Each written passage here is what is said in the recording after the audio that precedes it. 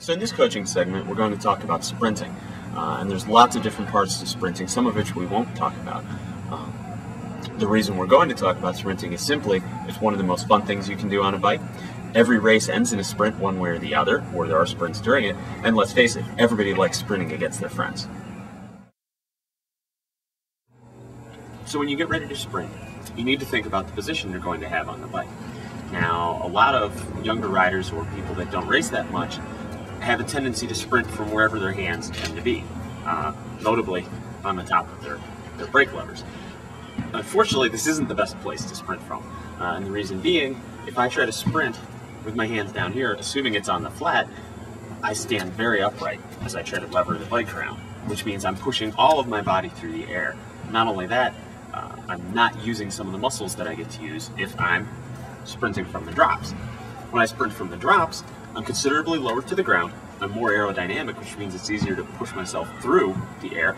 And also, I can use my arms and I can use my back muscles to help push the bike forward.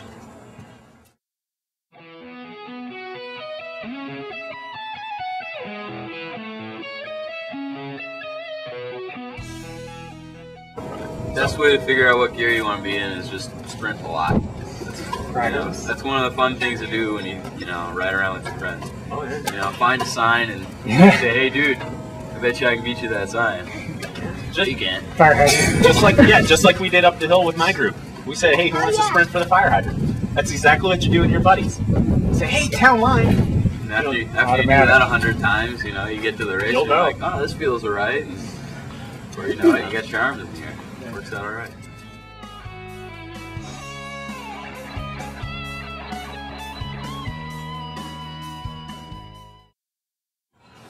So one of the most important parts about sprinting is knowing what kind of sprinter you are.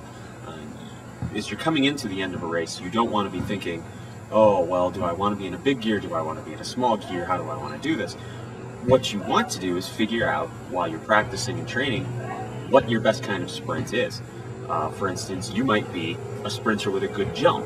Maybe out of a small group, you can accelerate very quickly and win sprints that way. Then there's the other kind of sprinter who might not have that fast of a jump, but can turn a really big gear and keep accelerating it all the way to the line. You can look at the pro ranks and see that there are some slightly different types of sprinters.